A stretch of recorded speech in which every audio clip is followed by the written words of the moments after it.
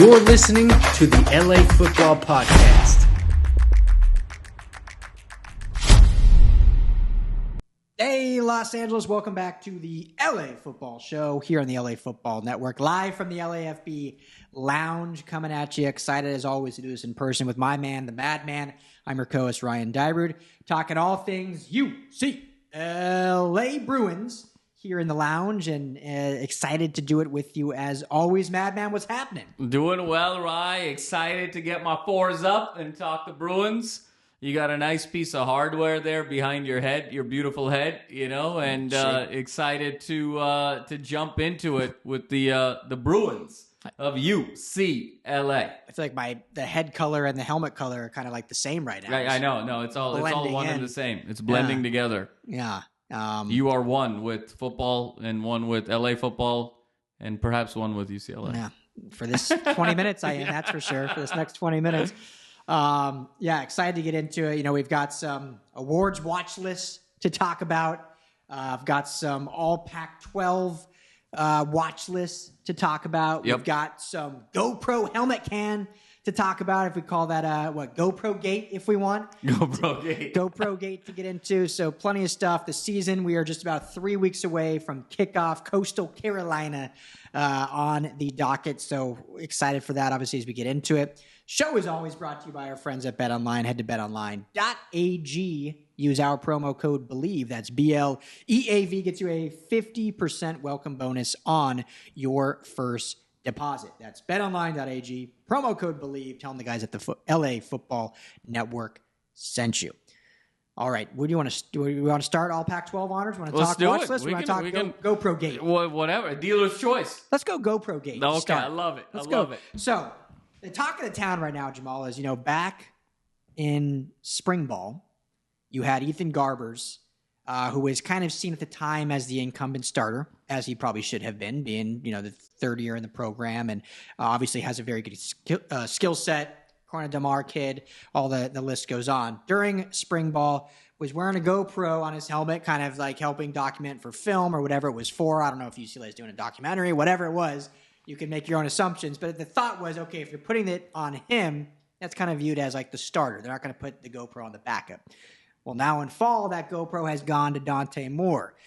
So does that mean Dante Moore is now kind of looking like the starter, or are they just switching up the different styles for the film or whatever? What's your summation on the GoPro Gate? Ryan, it's really interesting because it definitely is a GoPro Gate situation over here. And on the one hand, Chip doesn't do anything that isn't calculated. Mm-hmm. And on the other hand, he loves to be coy with the media. Yes. So you're balancing both of those factors that are sort of polar opposites of one another. But the way I interpret it is you have to believe that Dante Moore is either the front runner right now or has made a significant closure in the gap between him and Garbers from the spring to warrant giving him kind of extra data from his vantage point. Mm-hmm. The sense, Ryan, in the spring, I was there, is that Garbers had a mastery of the offense that none of the other guys had. His experience really shined. Having said that, Moore made improvements by leaps and bounds on a daily, on a weekly basis. And every time that Chip kind of put together any sort of an exercise or a pseudo kind of scrimmage situation and threw out the playbook, and instincts had to come into play, improvisation had to come into play, athleticism had to come into play, Dante looked the best. Yeah. And so we all walked away from spring saying, if Dante can close the gap in terms of knowledge of the playbook and comfort of the playbook and Chip Kelly's scheme, it's going to be his to lose. And it feels like he's closed enough of that gap to at least warrant wearing the GoPro and this being kind of a photo finish. Yeah, it's going to be close. We should hopefully hear soon here in the next week or so who they have kind of slotted as the starter. I got to ask, I know my answer. I think we're on the same page here, but I think it was last week there was a fun, terrifying, whatever you want to call it, rumor started. I think it was started by the Barstool USC count. Yeah, shocker. Yeah. So all in fun, they started this rumor that Dante Moore was unhappy with his NIL situation at UCLA and was contemplating transferring. it was false. Dante Moore came out and said it's false. I think we all knew it was false because everything that Chip has said about Dante, his like priorities for being there. So that is obviously we're not even going to get into it. It was all false. It was all made up. It was all USC having fun. However, do you think if Dante Moore does not win the starting job and if Ethan Garbers get the job, does that put any scare in the fact that maybe Dante Moore decides to transfer if he's not starting right out of the gate as a freshman? I don't think so. I think, and part of that is Dante Moore is just so young. Yeah. I mean, he just turned 18. Just turning 18 as a true freshman quarterback, I don't think, is going to be, alarm bells are going to be going off that he's not starting for a major Division I program that has aspirations to win its conference this year. Yeah. So I think that if this was next year and he had 1 year under his belt and he was going into his true sophomore season, then absolutely, considering how decorated he was, the decision that he made to come across the country to UCLA, I would be concerned. Yeah. But true freshman, and considering he's not getting beat out by a true freshman, he's not getting beat out by a sophomore, he's getting beat out by a guy who's been 4 years in the program, I think he would be very reasonable in that approach. I think it may be even a good thing for him because he'll kind of keep working to sort of overcome that and really stay ready. So I don't think it would be a concern either way. I don't think that's playing into Chip's mind at all. I think what may be playing into Chip's mind is, if this guy's the future of my program, why not give him the reps now, get him a year under his belt before we go Big Ten country? Yeah. And so that would be kind of the thought process where all the agency, all the power would be with Chip, not with a fear of losing Dante Moore. Yeah, no, I agree. I had to ask, but I don't think there's there shouldn't be any reason to think that if he didn't start day one that there's any risk of him leaving the program. So especially with them going to the Big Ten next year, back to his home area of Michigan and whatnot. So well, Ryan, let me ask you this: who's going to be the starting quarterback for UCLA this year? Like the whole game one against Coastal Carolina. I think it'll be Dante Moore. I do too. I think Dante's Inferno is a real thing. Yeah. I think he is the future of the program. He enrolled in the university early on January 5th. We've talked about the deep relationship that he has with Chip Kelly. We've talked about the substantial improvement he has made. I think for all of those reasons, it's going to be Dante's time. Yeah. For me, the only way it's not is, and this is no disrespect to Garbers, who you feel for because he is a very talented quarterback. Yes, absolutely. Now Garbers is the guy who may transfer. Yeah. Totally. I would not be shocked at all because he can start somewhere. Absolutely. But to me, because it's so close as it is, the only reason why Moore doesn't start, and I don't think this is really the case, but in my opinion, would be because Chip Kelly had to go through so much growing pains with DTR that he wants someone that he doesn't have to worry about the growing pains. And there's going to be some growing pains with Dante Moore. Yes. Because of his youth, because of his inexperience, because of being a first-time starter at the collegiate level. There's going to be the leaps and bounds talent, but there's going to be some decision-making, growing pains, and stuff like that. Even some maybe mistakes in play calling and whatnot. So it's going to be the only way Dante Moore doesn't start, in my opinion, is if Chip says, you know what? I'd rather not deal with those growing pains. If we need to make a switch in 6 weeks, let's do that. But I'd rather start the season knowing that the guy under center knows the offense, hand back end forwards, isn't going to make the poor decisions, and we'll roll with him and see what happens. And if he slips up at all, we'll have a short leash. But I don't want to go into the season knowing that there's going to be these ebbs and flows that are lashing the Pac-12. Maybe we lose a game because of those decisions as a young quarterback. No, it's an interesting point, Ryan, and I think it's the one thing that's sort of in Garbers' favor. I think where it's a little bit different here, number one is Chip didn't recruit DTR. Yeah. Chip has recruited Dante Moore. And number two, I think when you just look at polish and preparation going into the collegiate level, you're talking about Dante Moore being the number 2 quarterback in his class in the entire country, 5-star recruit. And DTR had only played 1 year of high school football at the quarterback position. So huge difference there. So I think even though it's growing pains in name because they're both first year, I think the level that they're starting off is considerably different. And so I think, Chip is going to have to teach, no question about it, but it's going to be a different form of teaching. The one thing I want to bring up here, Ryan, is we started this conversation by saying if Garbers starts, does Moore leave? And we're both definitively said no. But let me flip that around. If Moore starts, we both believe, and I don't want to speak for you, but I think that Garbers would leave because obviously the door has sort of closed on his era. Yeah. But given where he is in his eligibility, the right thing, the strategic thing for him to do would be to actually redshirt and not play anymore at UCLA, which would mean that the backup would then be one of the next guys on the list, the Schlees of the world and so forth, Justin Martins of the world. How do you see that maybe playing out? If we game that out a little bit, do you think if Garbers gets beaten out that he's going to stay with the program for a whole season before thinking about transferring, or do you think he's going to cut the cord earlier? It's an interesting situation because when you look at the team across town in USC and their backup in Miller Moss and no shot of playing. He knew that when Caleb came here.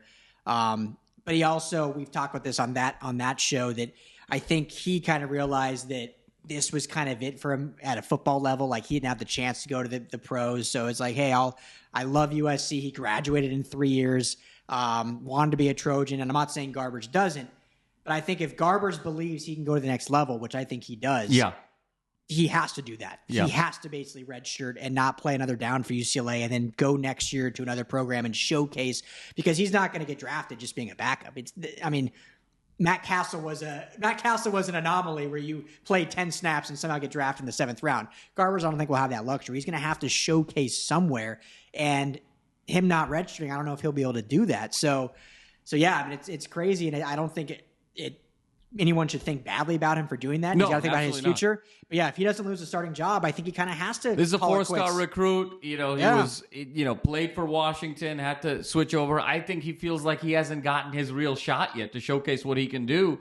And that's a lot of pressure to go in and say, I got to be able to do that in just 1 year. Guys have done it before, but if you have the opportunity to extend the runway, why not? Yeah. And so that would put Chip in an interesting situation where all 3 of his quarterbacks at that point then have not really played Pac-12 Power 5 football. Yep. When you talk about Dante Moore, you talk about Justin Martin, and then, of course, Schlee, he came from Kent State. Yeah. So, does that maybe factor into Chip's decision of saying, hey, I need a little bit of experience at some point in the depth chart with this team that seems to be rather ready-made in some other positions? So I think it's going to be really interesting to get inside his mind. I still think he's going to ultimately go with Dante, but it's not a very linear decision here. Yeah. There's a lot of externalities at play. Well, yeah, and he knows his guys. He knows his locker room. Yep. And I'm not saying he would go to Garbers and say, hey, if I don't start you, are you going to transfer? But I think he can get a vibe of what's going on. But you're right. That will go into the decision, because you have to think, yes, you're choosing the guy that gives you the best chance to win.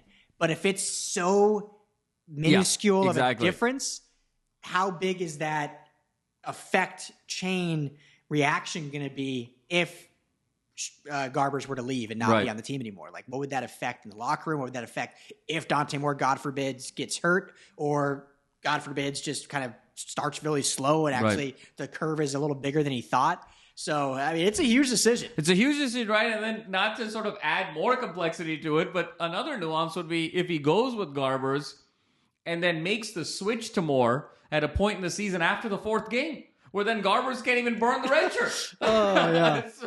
And then at that point, it's like, man, I gave you the whole year, and now I don't get a year's worth out of it. So it's really not going to be an easy decision. I still believe in my heart that he's going to go with Moore, but there's a lot to go through here. Last question, and then we'll get to some of the award lists. But do you think is there any possibility, and I think Chip's been asked this, and he kind of turned it down, but, we're still 3 weeks out. Any possibility where we see, a situation like we've seen a lot in college football, but most notably like back in Michigan when Tom Brady was there, where we see 2 quarterbacks basically split time, like they rotate quarters or rotate drives, or is there any possibility of that happening? Yeah, it's interesting. Obviously we saw it in kind of the Lloyd Carr era with Tom Brady and Drew Henson. We saw Ohio State do it a little bit in the 90s with Joe Germain and Stanley Jackson. We've seen obviously the Gator. Florida's done it. Everyone forgets Tebow's first national championship. He was like the backup quarterback. That was Chris Leake's team, and he would come in sort of these jumbo packages. We've seen it with the likes of kind of Taysom Hill at BYU and what have you. So it has happened.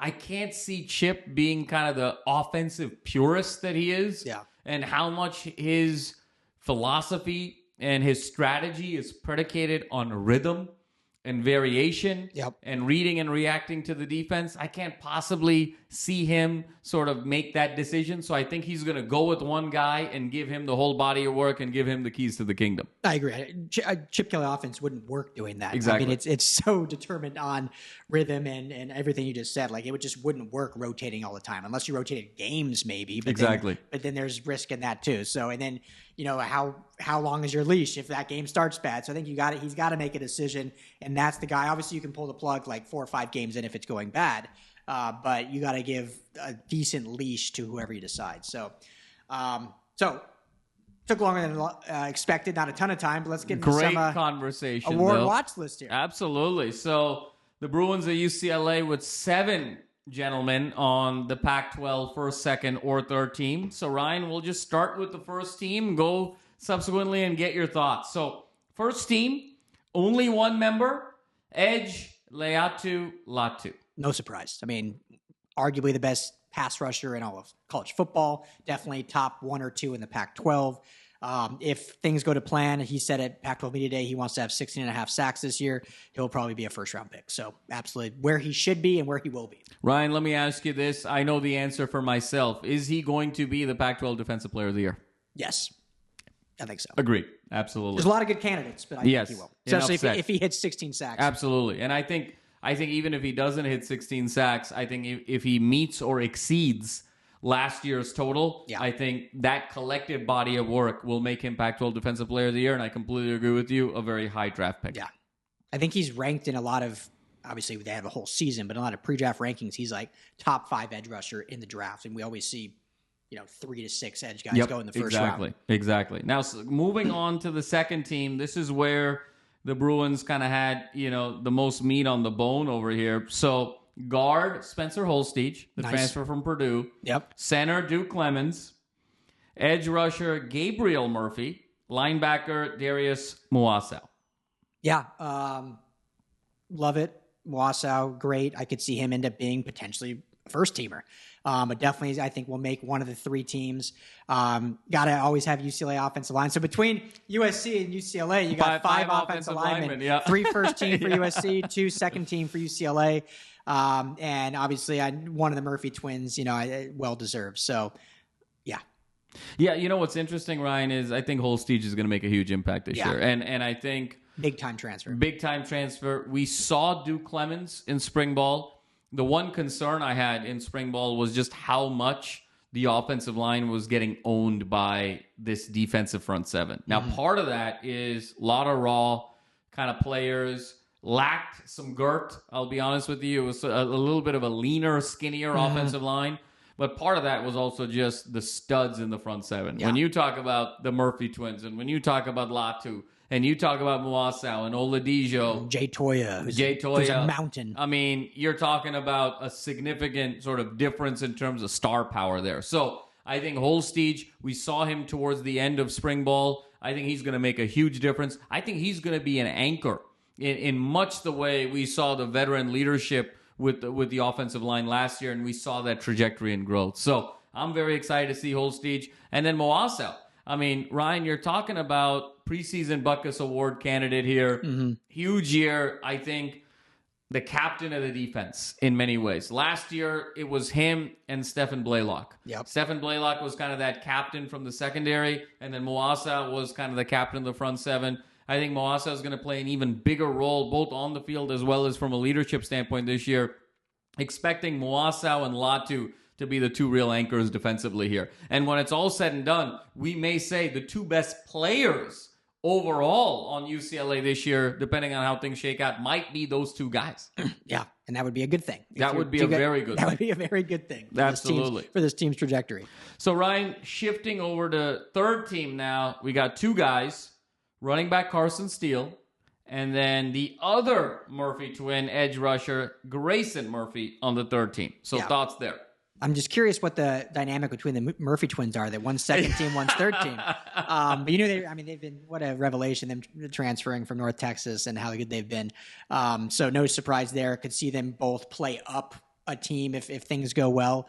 Carson Steele, I mean, look, I feel like we've said this a lot, and no disrespect to Carson Steele, but I just don't even think he's the leader in the clubhouse at the running back position for UCLA. And that is a good thing. He's very, very good, very capable. And, when he may end up taking a stronghold that we just haven't seen yet, but I just think we both believe like TJ Harden's kind of the leader in the clubhouse. Anthony Adkins adds an element to it. Colson Yankoff is getting no shine from anybody, and this dude has put on just an unbelievable amount of like weight and physique to play this position. Keegan Jones is still a returning guy from the speed. So I love Carson Steele. I love what he did at Ball State. I love his transferring in. Absolutely can be a third teamer. If he's 13, then that might be one of the other running backs is second or first team. Yeah, no, I couldn't agree with you more there, Ryan. He's the ninth. He was ninth in FBS in rushing last year. He's one of the leading returning rushers in all of FBS this year coming back. And I completely agree with you. When you look at spring ball and you look at early fall camp, TJ Harden, just the smoothness of his game. His ability to hold the ball with either hand, his ability to sidestep, his ability to have acceleration, his ability to just sort of shed tacklers so easily, his ability to get to the edge. And then, by the way, I think the fluidity of his game catching the ball out of the backfield really, to me, makes him RB1. Yeah. Steele is a very powerful back. He's a battering ram. He's sort of a bullhorn. You can tell his center of gravity, his base, his ability to fall forward, very, very significant. I have some concerns, though, about Steele and his ability to get to the edge and set the edge. Big difference between the MAC and the Pac-12, and so I'm right there with you. So segueing to that, Ryan, a little bit, you saw 7 names there. Yeah. What was a name that didn't make one of these 3 teams, wasn't one of these 7 guys that you expect to be on this team when the season is over? Well, I mean, there's 2 extremely obvious ones. I'll take the obvious ones. And we talked about it in our USC segment. It has to just be bias of transferring into a new program. But the fact that J. Michael Sturdivant isn't on any of the lists, I think he'll probably finish first team. And the fact that Oladejo isn't on this list also could finish first team. So the fact that they're not on any of the 3 teams has to just be because they both transferred, both from Cal to UCLA. And so there's that, whatever it is, bias or whatever. But Carson still transferred. So it's odd to me that they put other guys on there, but arguably the best receiver in the pack and arguably one of the top linebackers in the pack, it's none of these teams. So those are obvious omissions that will be on one of these 3 teams. Ryan, it's so interesting that you mentioned sort of the omission versus being there. And, you and I talked about this earlier. I think so much of it has to do with your productivity last year and coming back. And I think Steele being a top 10 rusher. And even though Sturdivant played at Cal last year and played really well, again, it was more to that more refined eye, that nuanced eye of how he could get open, because Cal was offensively challenged last year, and particularly in the pass game. So he just didn't get the number of touches. He didn't get the usage rate that he needed to really shine. I'm trying to think of something clever here. I really am. I'm sort of doing a beautiful mind exercise subconsciously. I'm trying to sort of, do some design thinking, think outside of the box. But you're absolutely right. There are no other 2 answers. J. Michael Sturdivant is not only going to be the best receiver that UCLA has this year, he's probably going to be the best receiver in the Pac-12 this year. He's going to be first team. And then Oladejo is an absolute stud, Ryan. I go back to the way he was able to stuff, Zach Charbonnet for a time on that iconic 4th and 1 play last year between UCLA and Cal. He had 17 tackles in that game. Yeah. And, and then you sort of transferred over. DK Metcalf spent a lot of time at spring practice with UCLA, Ryan. And DK stood next to Oladejo. And from afar, you couldn't really tell who was who. Yeah. And DK Metcalf is arguably the greatest specimen in all of football. Yeah. That gives you a sense of who Oladejo is. These 2 guys are going to set the UCLA season on fire. And, well, if UCLA has to pay a Berkeley tax, at least let's get the superstars to play at the real flagship University of California. Exactly. Yeah, I think they'll both be first team when it's all said and done. I wouldn't be shocked, Jamal, and I know UCLA fans don't want to hear about USC at all, but I would not be shocked if at the end of the year, first team is Dorian Singer and J. Michael Sturdivant and Mason Cobb and Michael Oladejo. I think that would not shock me at all if those are your 2 first teamers at both those positions. Absolutely. And they're both in LA. I couldn't agree with you more. I just think that Oladejo, there is an athleticism and a combination of size, speed, and power that we haven't seen very often at the linebacker position, and certainly UCLA hasn't seen since the likes of an Anthony Barr. Yeah. And so I think that there is going to be a lot of buzz and excitement around this young man immediately after the first game when you just kind of get a taste of him. Totally agree. So cannot wait. 3 weeks till kickoff. We are excited. Hope you guys are too. That's all the time we got for Bruin Talk. We'll obviously be back again next week. Make sure to like and subscribe to the show wherever you get your podcasts, on YouTube, or go to LAFBnetwork.com, or you can catch us on Fridays on the My Dear 1090 ESPN Radio. For the Madman, I'm Ryan Dyer. That's all the time we got for UCLA. If you're on radio, we'll be back with the Rams-Chargers preseason preview, which kicks off on Saturday. Fours up.